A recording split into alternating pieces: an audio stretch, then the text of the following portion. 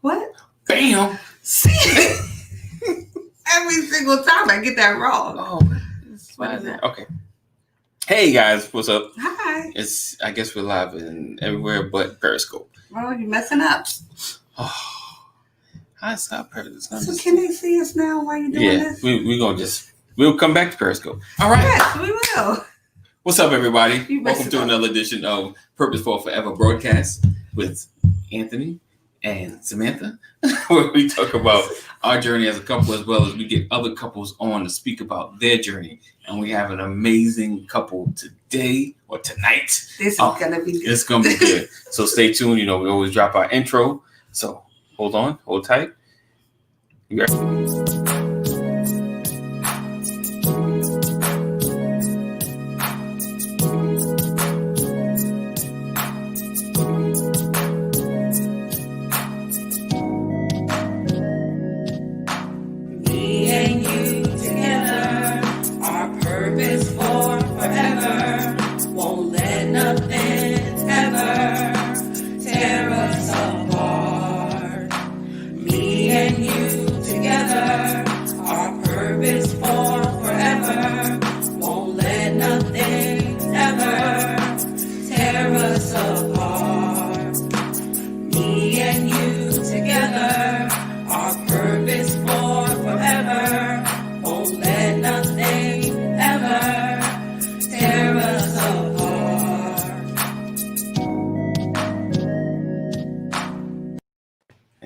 All right. We're having a little technical difficulties tonight. Yes. Somebody didn't quite prepare. That's the system. It was all ready till we went live. All right, so we have tonight's guest, Elder McNair, Lady Shenetta McNair in the building. Yeah. So we appreciate you guys here and rocking with us. Welcome, guys. Yes. Thank you for having us. So we're going to start off with something simple and easy. So tell us how you guys met. Tell us the beginning, how you met.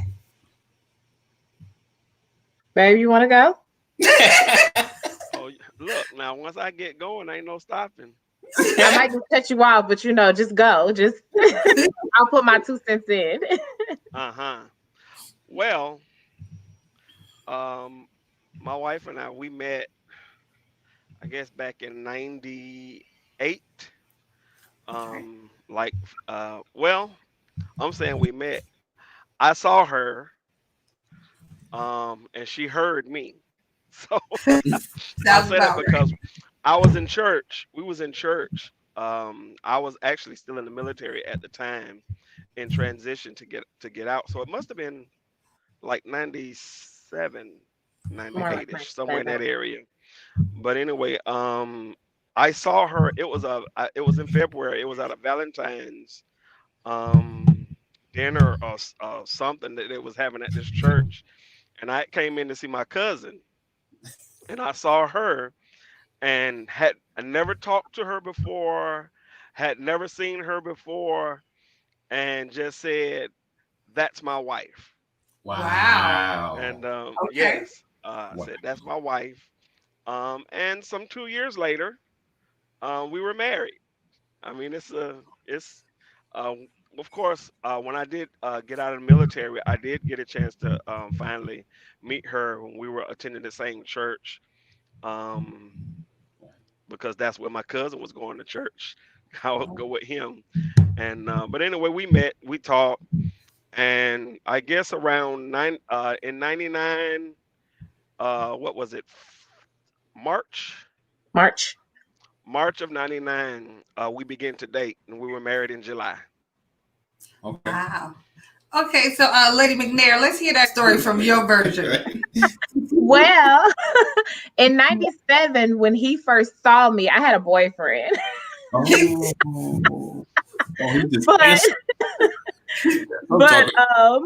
pretty much as the story goes, we didn't really know each other when he moved here to the Atlanta area.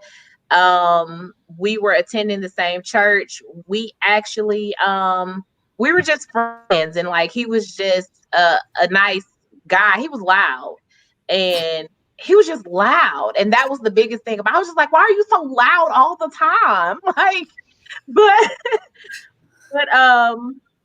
time progressed, and it was kind of like at the same time we had a mutual friend that we actually both had been talking to and sharing with her that we each had interest in one another, and she would just laugh, and she was like, because apparently she was getting both sides of it.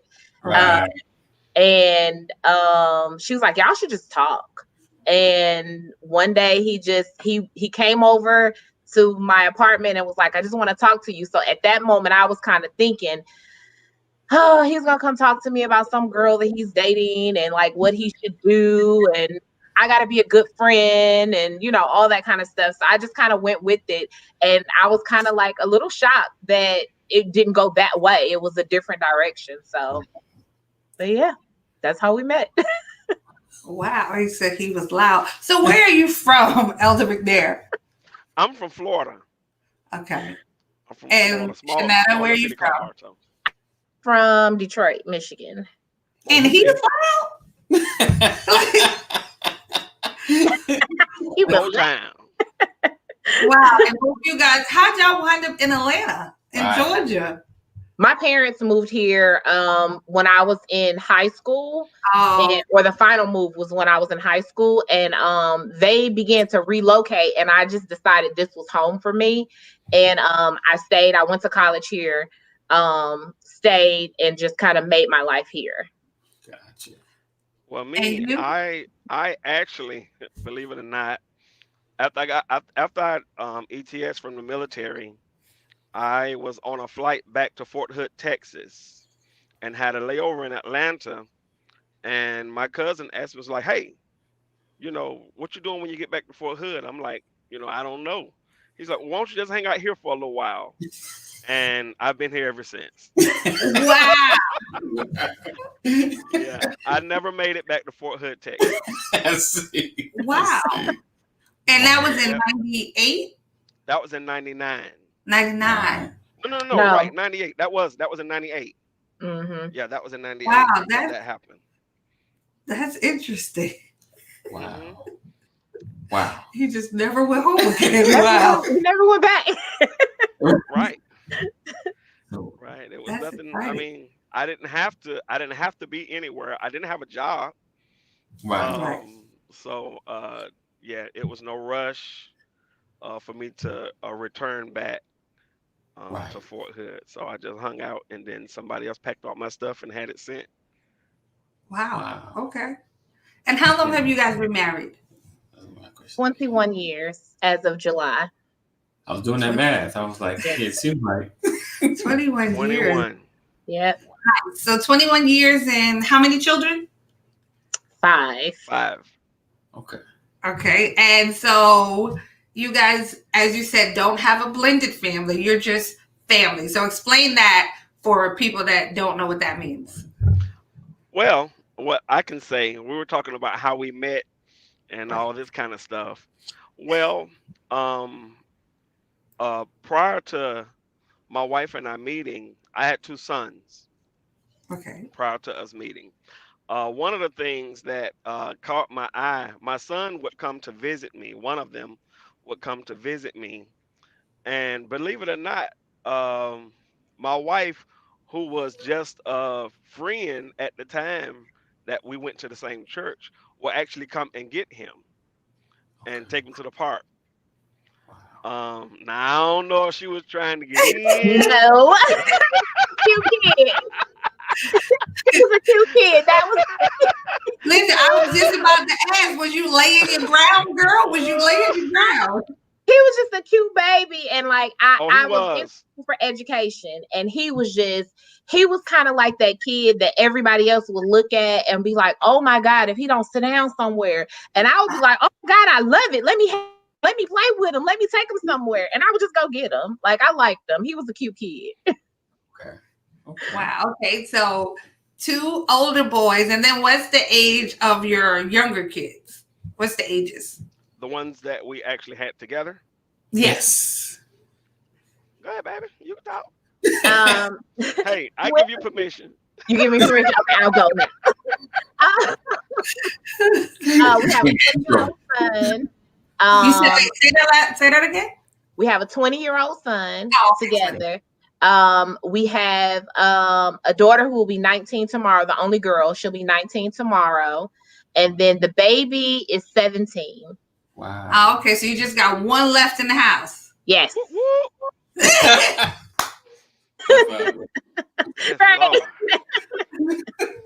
Listen, I'm jealous. I'm not high-fiving. I'm mad.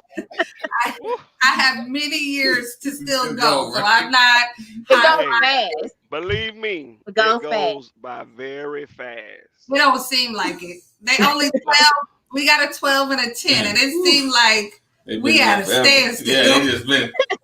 Well, I'm telling you, you're gonna blink, and you're gonna be like, "What in the world happened?" Yeah, it goes fast. Yeah, I'll take your word for it, but I need a fast forward button. Well, look, I was I had a moment. My baby, and this was some years back, of course, but during the time of him growing up, one particular day, I forget what, he probably was about 10 at the time, but he was musty.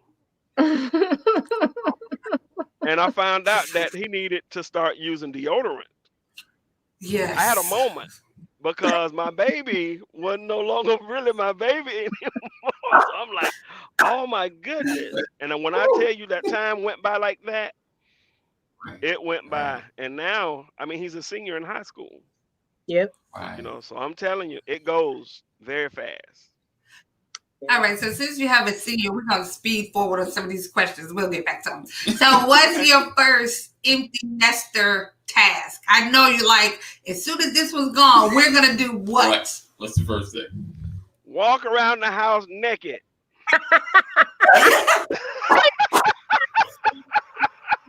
My man.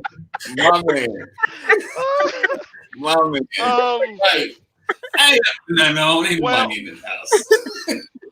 Well, my wife, my wife runs my house. Now I'm the head of the house, but she's the one that runs it. She's the one that makes it work at my house. Right. She's gonna take her time with some things because her desire is that if the kids ever come back home, it still looks like home to them. Right. There's some changes, of course, that I would be trying to make quick, fast, and in a hurry, like changing somebody's room into a closet, changing somebody else's room into an office, doing those type things. Yes, but indeed. if we do that, that means that they no longer have a room, and that will make her feel bad. So, of course, I'm not trying to make her feel bad. So, wisdom says, step back. Yes, indeed. Get a blow-up mattress. It's all good. You only gonna be here for. I know that's right. You're gonna be here. You can't stay. You heard that little bit part, right? Gotta let them know. Hey, you can come over here and spend the night, but you can't stay here. No long See, you term. say that, but like you say that too, and I think he's gonna be the biggest one. Like, oh, your mama said, like he's the biggest pushover. No. He make it sound like he's a tough one, but he's the biggest pushover. He said, "I'm knocking out walls and everything." Oh my goodness! Listen, you guys have one girl. I know she's spoiled. She is. I feel like she has daddy wrapped around her finger. The boys would always say whenever they wanted to get something or get something done, they would always tell her, "You have to call dad and ask him. You have to be the one." Like and there would be little things like, "Oh, we want him to bring home some Kool-Aid tonight. Call dad and ask dad to bring home Kool-Aid tonight." They wouldn't do it. They would get her to do it. That's my son. He has my daughter ask for everything, and she's the one with all the confidence. She's like, "Okay, I'll ask." She don't miss a beat. And there's only two of them. So yeah, daddy always gives in. Mm-hmm. Daddy's the pushover. Okay, so you This guys, daddy don't always. So y'all met in church and have been in church the whole time. So what is it like, newly married? Were you active in ministry when y'all got married, or did that come later? Always. Well, both of us have always been active in marriage. I've been a musician as long as she's known me. Mm-hmm. And when I saw her at that particular Valentine's Day dinner, she was working. Right. At the time, and since then, I mean, she's always been finance, church secretary. I mean, you can go on down the list. Usher. I mean, we did it all. Sunday school teacher. I mean, you can go on down the list. We both of us have fit in pretty much in any title you can name except pastor. Right. Okay, and so what's that like? Being married, 5 children, and ministry. It's it can be tiresome at times. Um at times I did not, and just speaking honestly, at times I did not do a great job at balancing. Right. She was my balance. Right. For the most part, because my thing was, hey, church, church, church, church, church, church, church, church, church, church. We gotta do this. You gotta do this for the Lord, and whatever comes up short, God will make up the difference. Right. Right. Yeah. Right. Yeah. God will make up the difference. Uh-huh. But my pastor Mm. taught me Right. All right. that mama does not need to be the only one that goes to open house. Right. That mama does not always need to be the one that goes to a parent teacher conference. Right. That dad should show up Right. for those things also. Right. So that's what we begin to endeavor, and it's still a challenge Right. with Yes. balancing out church and family. I know that there's been a slew of times, not just with the kids, but also when my wife felt slighted. Mm. When it would come down, because that was, I mean, God, I understand the order is God, family, and then church. But at times there were some assignments that would pull me Mm-hmm. and have me and would have me going kind of a little bit out there when I could have made decision to not do it at that particular time, but at a Right. later time. Right. But I'm just one that if an assignment is there, I need to get it done, Yeah. right now. And I'll jump in even right there. There are moments where I have to say, okay, look, we just can't do that. We have to not. I will say that I remember back to our first anniversary. We had this new little baby, and I didn't want to see him going anywhere. Then we had these 2 big boys, and it was like, okay, we're about to celebrate our first anniversary. What are we gonna do? So a lady in our church, who loved my kids like they were like her own babies, her nieces, nephews, grandkids, or whatever. She was like, we're taking those kids, and y'all not coming, because we used to have evening service every Sunday, and our anniversary fell on a Sunday. And it was like every Sunday we was at church, Sunday school, church, evening service, Sunday school, church, evening service. We didn't miss anything. And she said, I'm taking those babies and y'all not coming to church this afternoon. And I'm like, we don't know nothing else. Like, that's all we do. We didn't have nowhere to go. So she took the kids and we said, okay, we're not going to go to church. We're going to stay home and we're going to celebrate our anniversary. And we sitting at home and we just looking at each other and we're like, don't know what to do. Sunday. We went to church. Yes. Ended up in church anyway. We had another moment last year where he literally took the Sunday off and we were not supposed to be in church. It was like his off day, because church is, it's ministry and it's serving God, but it's work for him too. So he took a week off. And he gets a phone call. We left the kids. When we leave our kids, we have to do it very randomly. We don't tell them that once they got old enough to stay home alone, we would just disappear and then come back the next day. You don't want them playing nothing. Right. Right. If you tell them, they come up with something. So we would just randomly just not come home. We would sneak bags to the car and everything and just not show back up at home. So we did that last year. We packed a bag. He went and he ran downstairs while the kids were in the kitchen and put it outside in front of the house. And then we went to the car like we were going out to eat dinner. And he pulled the car out and grabbed the suitcase and threw it in the trunk. So so the intent was for us to have a mini getaway vacation, staycation at a hotel away from home. And we went, and that Sunday we ended up in somebody's church. Yeah, but there is a difference though, because we've gone out of town and we'll visit somebody else's church because you can just enjoy a service. There's nobody tapping you. Can you please come in? So sometimes it is nice. It's different for him because he always ends up on somebody's organ or piano. We went to Bahamas, baby? Bahamas. We took a cruise to the Bahamas back in maybe 2000. No, you didn't. And we got off the boat in Bahamas on a Sunday. He was like, "We didn't go to church. Let's go find a church." We took off walking in the middle of Bahamas. Went and found a church.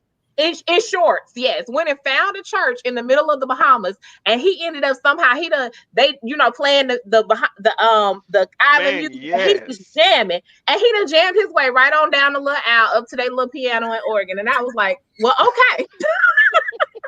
Nobody was sitting there. I guess you're like, you know what? Someone needs to be sitting there. Listen, I applaud you for that because let me tell you something. The way that story would have went for me, he would have never wanted to tell it in public.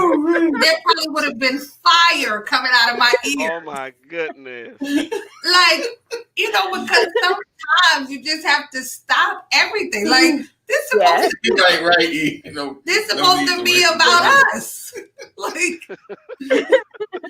it is great when you love what you do.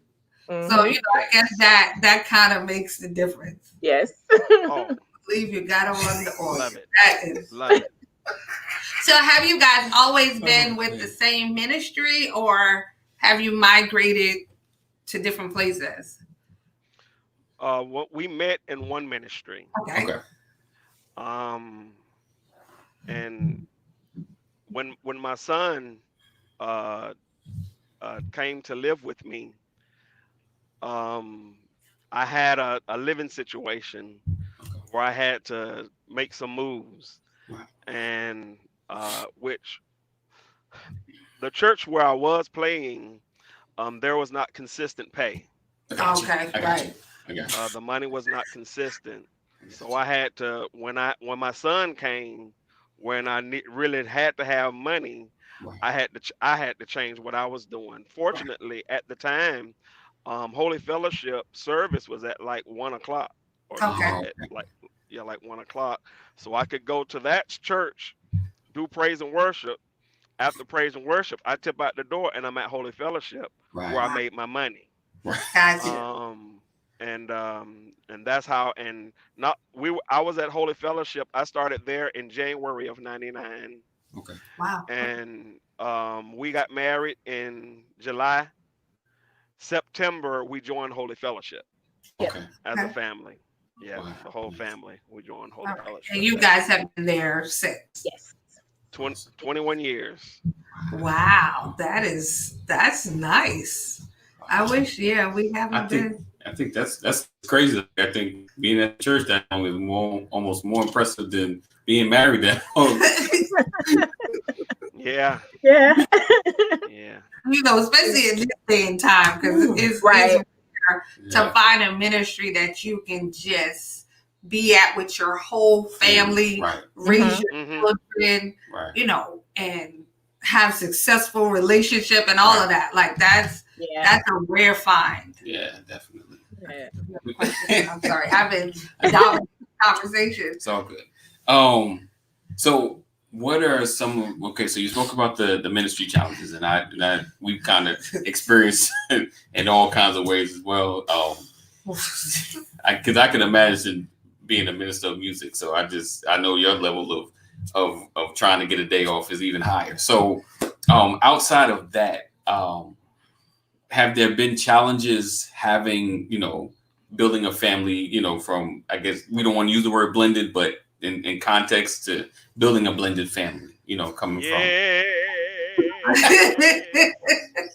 Yeah. What I will tell you is that I have a champion for a wife. All right. Okay. Dealing with baby mama drama. Right. Um, it it was more grievous for her because she was the one that would get it.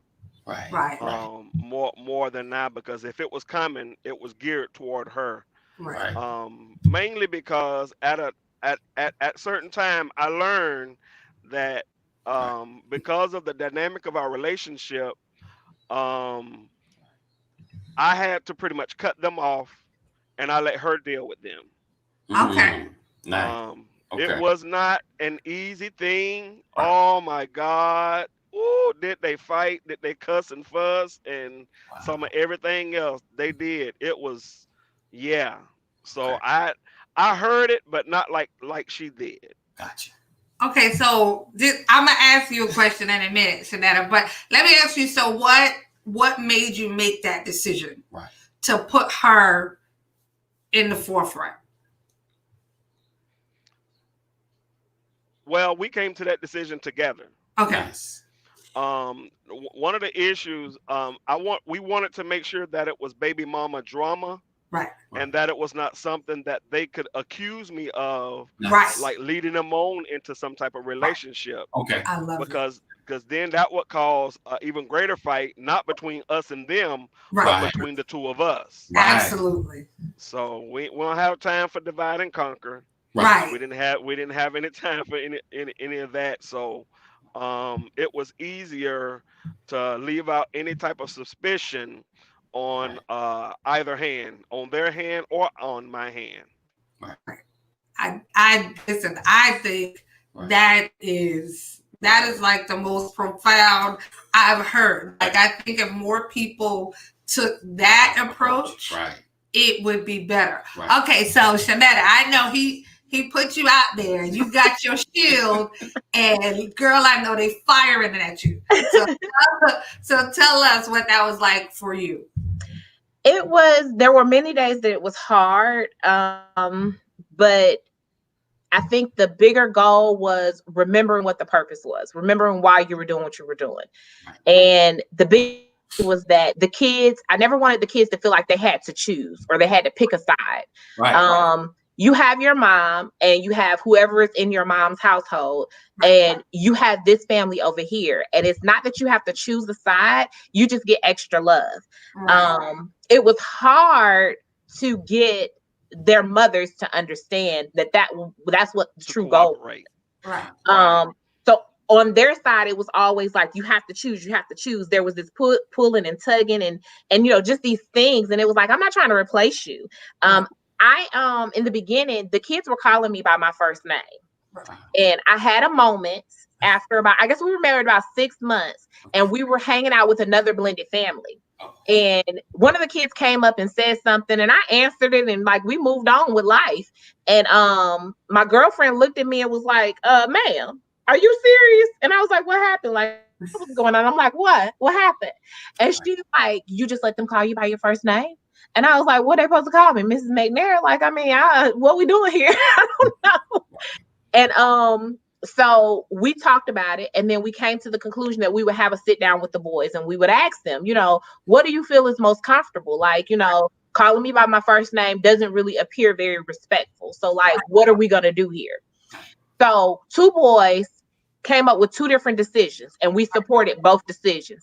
And it actually impacted our children together later with what they started calling me too. So one of the boys, the oldest one, said, well, I will call you mother because I call my mom mommy, which was like, it sounded so formal, but it was like, okay, I get it. You're creating, Right. you're creating a separation. Right. Cool beans. We can do that. The other baby was like, I'll just call you mommy. It doesn't matter. I can call both. Like, we good. Okay. So as years progressed, my own kids would sometimes call me mother. And it would just be the funniest thing because I would be like, oh God, these people gonna think I'm just raising these little kids to be all formal and like, you know, speak proper. You can only call me mother. But it was just, you know, it was naturally what happened. And now everybody is just like ma, you know, like here we are 21 years later and it's just ma to everybody. So, okay. So like you said, 21 years later, I know you guys have been through a lot of ups, downs, hurdles. So at this point, you have your own separate relationship with the older boys, right? Mm-hmm. And so what's that like now? Because they're grown men, so they're grown. You know, they don't live in your house anymore. You know, what's that like? It's definitely for the most part the same. The older one does not live in Georgia, so it's a little less communication with him. But the one that's here is all the same. Like, I mean, I'm his mom and that's his son. And anybody who says anything different is gonna catch it because that's my kid. Those are my babies. Those are my kids. When someone asks me, you know, how many kids I have 5 kids. When we have a family, when it's time for family pictures, we wait until we can get everybody together. We've taken like maybe one family picture without everybody being together. But for the most part, we wait for everybody to be together for something as small as family pictures. Those are my kids. Right. And you can't tell me anything different. A lot tell you that they look like me, and I don't deny it. I don't, you know, we're not walking around making announcements. It may be people watching that know us that are probably sitting back like, I didn't know them kids were hers. Because it's not something that we broadcast or announce. It's not something that we talk about. Those are my kids. That's my family. We have 5 kids and we currently have 5 little grandgirls. I mean, those are our babies. So we don't, you know, we don't create, there's no division, there is no separation. Those are our kids. Right. And what we do for the 3 that we had together is the same. We probably done did more for them older ones. Right. It's coming for the other ones. Right. But no, it's the same. Those are our babies. And I've had the compliment, I guess is what I would call it, where people are like, oh, you don't look old enough to have, you know, a kid that old. And I'm like, I know, right? Okay. And keep it moving. But those are our babies. That's our family. And we have a family of 5 kids. We're a family of 7 and we're down to 1 in the house. Yes, don't forget to throw that part in. 1 left. It seems like, you know, on the forefront, you guys put some things into place to kind of keep things from dividing the 2 of you, which I think is amazing. And more couples should have that kind of forethought, you know, to kind of get ahead of stuff instead of, you know, always being behind. So like, you know, was there any point where you were like, you know what, this is heavy. I can't, you know, I can't. Like, I don't even know if it's, you know, can you talk about that a little bit? Yeah, I think we've had many moments where it's just kind of like, this is way too much. This is hard. From the constant tug and battle with their moms, and it was 2 moms. I don't know if that was made clear. There were 2 different. I don't think it was. Okay, so there are 2 different moms. So yeah, I got that part. So it was hard because it was like you're communicating with and trying to create peace and create comfort for these kids. I can remember being on the phone one time with one of the moms. She's literally yelling in my ear, cussing me out, telling me to put my husband on the phone. And I'm like, no, we're going to have this conversation like grown women. We're going to talk about what's going on with this kid because you don't have anything to talk about with him, because I'm the one to deal with the kids every day. I'm the one that takes care of these babies every day. He's at work. I got exposed. I take them to the doctor. I feed them dinner every night. I take them to school. I talk to the teachers. So you really don't have anything to talk about with him. So like, you want to have this conversation or you want to keep yelling? And it took a lot of backbone. I couldn't back down. to a lot of situations because it would. And if I had to go behind the closed doors later and cry, and if I had to go and, cry to him and fuss at him about what position he's put me in, we just, I had to do that. But I had to put on my big girl drawers basically in front of them and grit this thing through and say, okay, well, I'm over here. I'm not trying to replace you. I'm not trying to do any of that. I've had the whole conversation. You got my child calling you mama. You not his mama. Well, I'm not. But you know what? When I'm here, I am. When he's here, I am. I take care of him. I fix him dinner every night. I comfort him and hug him when you don't call when you say you're supposed to call. I go to the parent-teacher conferences and, I definitely do. No. Okay. So, So I think you said no. No, really, 20 years in, and it never. I was like, hopefully. When the boys turned 18, we changed my phone number. Wow. Okay, so that's Elder Terrell. Just in case y'all wondering by the comments. Yeah, so you know who's talking. So that's somebody that knows y'all. Yeah, so he know y'all. Wow. No, it did not get better. One of the babies, when he graduated high school, the mom didn't come. Wow. And we really had to deal with even that hurt, that feeling.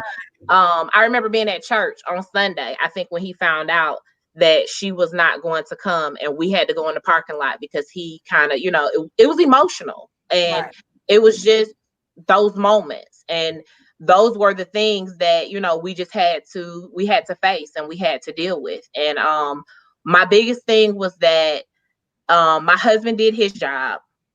I did my job, and we can't be responsible for what anybody else is doing. So we did our jobs as parents, as being the ones that were there. But no, it didn't get better. I've even questioned myself. But we did it righteously. Yeah. When I say that we didn't bash, neither never. One. They have never, listen to my words, they have never heard either one of us badmouth their moms. Their moms. Never. That has never happened. My biggest comment would always be, but your mom loves you. Your mom, she's doing what she's doing. She loves you. And that was hard sometimes, even when you get the backside conversation where you're being accused of so many things, but still having things about the other person. And that gets me about a lot of people. Like most of the time you hear people talking about dads not doing what they're supposed to do and being deadbeat dads, and you hear the mom saying all these bad things, and that just gets me, because it's like, well, just do your part and don't even worry about the rest. Do your job. And that was the biggest thing for me, is even in the hard moments, we've had moments where it just was not comfortable and I wanted a different choice, but I had to suck up what I was feeling to take care of the child that we needed to take care of. And we went through a period of time where I just didn't want to do it. And I was just like, no. And I literally, I cried. I went to therapy. I talked to my pastor. I did everything. And then I was like, okay. And nobody really had the answer that I needed. And it was just like, okay, girl, you gotta do this. This is your job. These are your children. Rock it out. Like, just do it. And we just did it. And it was never just a me. It was a we, because if he wasn't who he was, it would have made the job harder and made it easy to quit. But I couldn't quit, and I could see the love that he had when the boys first came to live with us. One of the boys was with him when we got married, was living with him, and then visiting his mom in the summers when we got married. That mom was mad because when we got married, she was mad because we got married in the summertime and the kid wasn't here. The other mom, the son was visiting us for the summer, and his mom was mad that the kid was with us when we got married, and not. It was crazy. Yeah, boy. Yeah, boy. So it was crazy from the beginning, but we just kind of we worked with it. We worked with what we had, and his love for his babies and his love for his kids made me love harder. Right. Because I knew that he woke up one morning, the one that wasn't living with us initially, he woke up one morning and he was going to take a shower to get ready for work or whatever he had to do that day. And he said, I miss my son. Wow. And or I miss my baby. And that afternoon, the mom called and was like, I need you to take him. And we drove and we went and picked him up, and he lived with us, you know, and we had all the kids. One of them was back and forth, but one was with us all the time. Wow. So, Elder McNair, so thinking, you know, like you said, y'all talked and you made that decision, you know, to put her in the forefront and let her handle it. And, you know, you kind of just get updates and get the feedback. So can you think of maybe what made you know, or did you know, that she was capable of pulling it off? You know, because y'all are still really new. So was there something that made you be like, you know what, she got this? Or was it like, okay, Lord, I'm going to go with it, but you're going to have to. Well, one thing that made it easy was the love that I saw her have for my sons. Okay. That made it a whole lot easier to make that decision. And I wasn't going anywhere. Right. I mean, I was going to be right there. So if there was an area, I mean, we've had times where I did have to step in and had to actually come out of my place to rectify or to squash or whatever I had to do for a moment. I would do that, and once I got finished with that particular assignment, I would go back in my place and push her back out to the front and say, all right, baby, you got it, go ahead on. You know, so I was never afraid to do that. But like I said, it was mainly because of the love that she had for my boys. So with this dynamic, right?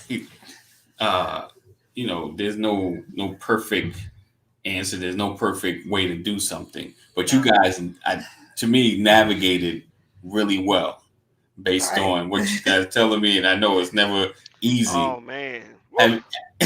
Have you, like, it's stuff like this? Have you had the opportunity to talk to other blended families that are in similar situations and counsel and things of that nature? Because, you know, we always talk about stuff that needs to be discussed in church, you know, like people are going through, and we always say church is a hospital because we need that spiritual guidance as well as that fleshly guidance in order to live that fulfilled, that emotional guidance to live that fulfilled life that God has called us to live. So have you guys had the opportunity to help others in the blended family situations, or do you feel like people don't really ask, you know?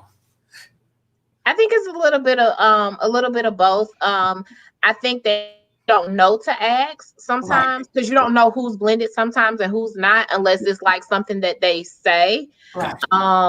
You might hear people in passing and you might have a conversation with them, you know, and just, you know, talk them through a situation or, you know, whatever. But I think that blended families is kind of like almost one of those untouched or taboo subjects that people just don't talk about. And it's like, well, he has his kids, she has her kids. You deal with your kids, I deal with my kids, and we don't, you know, and then you kind of see there's going to be a clash. There's going to be a moment where something is going to happen and it's going to cross both sides and you have to deal with it as a family. And I think that's what makes it hard for people, is that there aren't a lot of people having these conversations because nobody wants anybody to know that I had another previously that didn't quite work out. And, you know, now I'm over here with kids here and a family here that I have to kind of try to make it work together.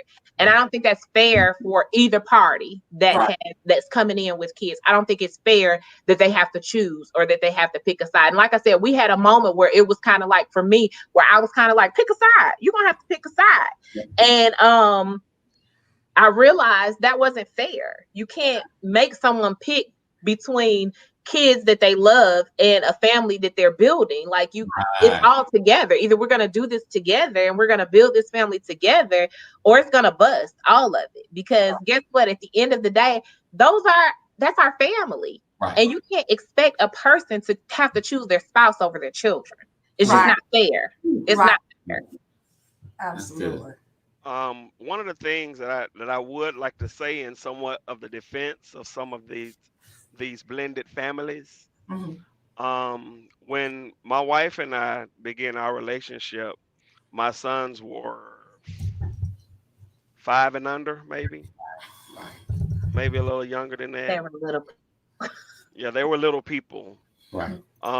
In some blended families, you have when you have people that come together, their kids are much older. Yeah. Right. It may be a little bit more difficult and more tedious to try to bring that family together because a lot of times some of those kids have grown into their own ideologies and their own way of thinking and all kinds of situations. I mean, like with my oldest, he and I would fight, and I'm pretty sure my wife knows, but his thing was he wanted me to be with his mom.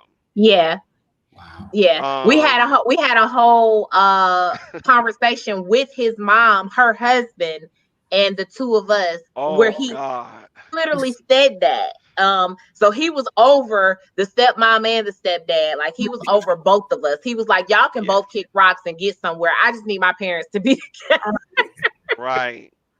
So, but he was young enough for us to deal with him. Okay. Okay. And he was resilient Right. enough to, bounce back. I still think that he's still dealing with some of those issues today, believe it or not. And Okay. he's 27, Yeah. Right. No. Wow. 27 Yeah. years old. So yeah, and that's just in the defense of those blended families that have older kids. Right. It can be a little bit more challenging than what we had to deal with when our kids were growing up.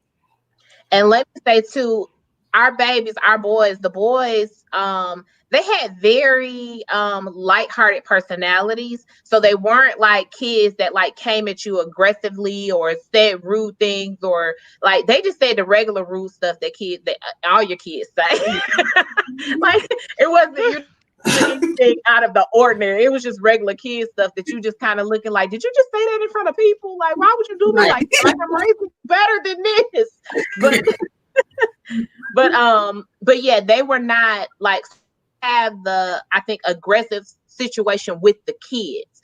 Okay. The moms were a different situation, but with the actual kids, it was never our youngest just told me about a month or so ago, we were having this random conversation, and our youngest son told me the day that he figured out that his older brother had a different mom. He didn't know. He said he was about 12 years old before he knew. And he didn't know the difference. And he was just kind of like, we went somewhere to drop off the his older brother with his mom because she had come to visit him, and we went to drop him off, and he said he was sitting in the car. He remembers sitting in the car saying, I don't understand what's happening here. Like, why are you going with them? Who is that? And one of the other kids was like, that's his real mom. And he was sitting there like, no, mom is his real mom. What are we doing? Confused. And he said like it really took him a while to understand Right. like what was happening, because it was something that he just it was situation of you not my mama, type of thing walking around the house. It was never anything like that with Oh us. no. So that was Plus, another I wasn't gonna have that. Right. Oh, they was gonna get jacked up. You better Right. believe it. I Oh agree. yes. Okay, so Shenetta, you said, you had times where you reached out to your pastor and, you had to, so like during this, did you guys have the support of your church family, with all these things going on? Okay. always. I have to say that even if it was they may not necessarily have experienced what we were going through or what we were dealing with. I think it was always sound advice. It was never, I never had, and I mean, I had a couple of friends also that had blended families. So I kind of had that sounding board and that resource, even though our family style and makeup and the things we did may have been a little different. Mm-hmm. Because I've had a girlfriend to tell me, well, you don't need to be dealing with the moms. He needs to deal with the moms. Right. And it was like, that doesn't work for us though. This is what works for us. So we had to kind of find the groove of what worked for us. Right. And it's kind of like you eat the meat and throw the bones away with what you're given.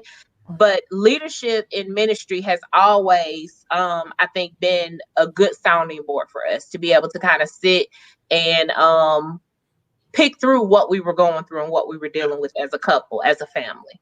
Okay. All right. Awesome. That's Awesome. great.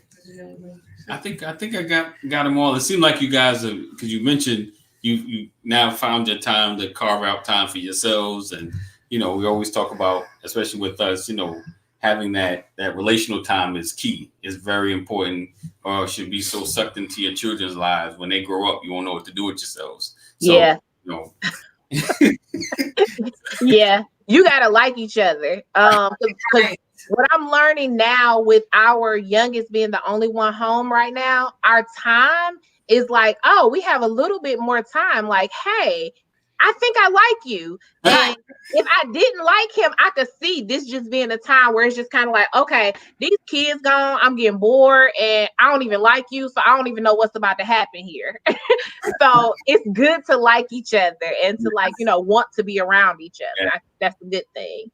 Yeah, I definitely agree, because I think when you see people that have been married like 22 years, and then by the time the last kid is out the house, they get a divorce. Right. Like, right.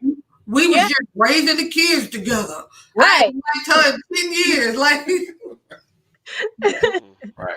And those things, you kind of be sitting like really confused. Like, how did you? Yeah. So that could be tough. I have to say, listen, this conversation has been way better than I even knew. Because, of course, we didn't know that you guys were in the family until, you said it to me. Like I said, I met one of your sons, and talked to him a little bit, but I had no idea. Right. So I think it's amazing, just your story compared to what you normally hear from people. Like people do it, and I be looking like, it's not my experience, but y'all just look like y'all doing it so wrong. Right. Yeah. Like it's so wrong. Like, it should never be. Those are his kids. And these are my kids. Right. So, he did. It's like you always have that divide in your relationship. So I commend you guys. Yes. I think it's great that you never allowed a divide to be created from the start. Yeah. Like I said, getting ahead of stuff, makes all the difference. I think that is like phenomenal. Like that's great. Definitely. We appreciate you guys being with us and sharing. We've known you guys for a little while, and just seeing you at the church, and when I found out you were married, and then we seen the son, it was like, oh, there's a story here. Like, what's going on? So it's exciting to actually hear it, and like you said, just to navigating pulling a family together. And I commend you, Lady Shenetta, for being out front and dealing with the baby mamas, even in the midst of them clashing, and they always want to talk to him, of course. No, I don't talk to you. I want to talk to him. Right. Right. You dealing with everything. Like he's still their dad, but I'm the one here, so I can answer anything you ask me. So that's right. Look, that's Elder Terrell. Look, he said the McNair's been holding out. Right. Like you guys have a great story. I mean, just listening, to hear your story, even though that's not my situation, I'm like, wow, that's the answer. Like that right there, how the smallest thing made the biggest difference. Right. And I think it's great. Yeah. I think it's great, especially the way you like, nope, those are my babies. Right. All of them. They're my babies. All of them. Even with them being grown, because a lot of times once the kids are older, it's kind of like, all right, why don't we bother with them no more? Like, we done raised. It does not go away. I don't know why people believe that. I don't know why people believe that, oh, I just need to get them to 18, and once they turn 18, they don't go away. They don't disappear. No. All right. No, I'm gonna. I've asked everything I need to ask. This has been great. Hopefully, everyone watching's got something out of this. If you're in this situation, So is there anything else you guys want to share? I mean, I know y'all shared like a lot. Y'all like, we already told y'all all our business. So, we know you shared a lot. Is there anything else you guys would like to share? I could talk forever. I really could. I have buku stories. I mean, I really do. I don't want to. Yeah. I mean, it's just the, and I had said to myself, I didn't say nothing to my wife, but I said to myself, that I was gonna do my best not to talk about Jesus tonight. But I did. I really did. But what does that mean? What the thing is, before he says that, there are moments where I have to say to him, I don't want Elder McNair. I want Michael. I want to talk to Michael right now. I want to talk to Elder McNair. Right. I got you. So yeah, that's kind of like along the lines of where I was. Okay. But it's difficult to do that when that's who you are. Right. And when he plays such an intricate part in our day-to-day lives and what has made this thing possible to happen. There's no way in the world that we would have been able to do this with our kids and with our marriage if it had not been for the Lord. It's been him that have held us together when we didn't like each other. Right. You hear what I'm saying? There have been times where I didn't like her, and there's been times where she didn't like me. Absolutely. But it was something that was a whole lot deeper than like. Right. It was a connection and a commitment that we had to our marriage. I'm not gonna get all deep and talk about we made these vows before God, and I'm not gonna even say all that. We're committed to our marriage and to each other, and that's what made the difference, because we understand that feelings and emotions are fickle. Right. Sometimes up, sometimes down, and all these things happen. But what's most important is that everybody is committed to the relationship, and if you're committed to the relationship, there's nothing that you can't do. There's nothing that, I mean, it doesn't matter what comes. It doesn't. And when I tell you, we got some stories that we can't tell. Right. We have stories that we can't tell. Right. And if they were to be told, you would wonder how in the world were you all able to make it through that. Right. You know, through that situation. And the crazy thing is, when a lot of those situations happen, it was not her or I. Sometimes it was outside entities that caused things to happen in our lives, but we had to deal with them, and we were able to weather them, thank God. But we got quite a few stories that we can tell, but we don't have all night tonight. But it's I want to say thank you all. Oh, you thank you for inviting us and allowing us to share just a little peek into the McNair's house, because I'm telling you, it's a lot that we really could say. It really is. It's a lot that we could get into, dealing with parenting, dealing with never say what your child won't do, or will do. Because at certain times they make decisions. A lot of times being in the church, and being in leadership in the church, the kids, unfortunately, also have a standard that they have to live up to. Being the children of leadership, a lot of pressure. But even in that, dealing with the bad decisions that they make, dealing with embarrassment, I mean, it's so much that comes along with it. But just understanding that that's not my mistake. I didn't do that. That was a decision that they made. Because a lot of times the enemy desires to put us on a guilt trip. He desires to make it make you feel like it's your fault. Right. You didn't do something right. Right. You messed up when you was raising them, Right. whatever the case may be. But what you have to know that you've done everything that you had to do while they were growing up, Yes, indeed. and that they made their own decision. Yes. And that's how they get to where they are now. Not because of what you did, but Yeah. because of the decisions that they made after you done your part. Right. I'm gonna stop right there. That's good. That's good. That's good. Listen, we so appreciate you guys coming on and being so transparent and and sharing your story. Definitely. I know, like, just from people I know, there's several people that need to pick up on some of these tips, because I promise they have been doing it all wrong. Right.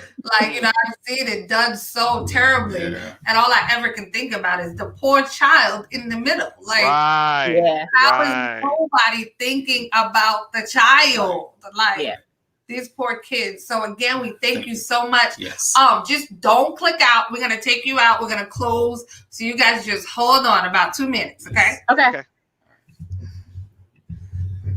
Wow, right. That was great. That So was we are so grateful that the McNairs came on and they shared. Yes.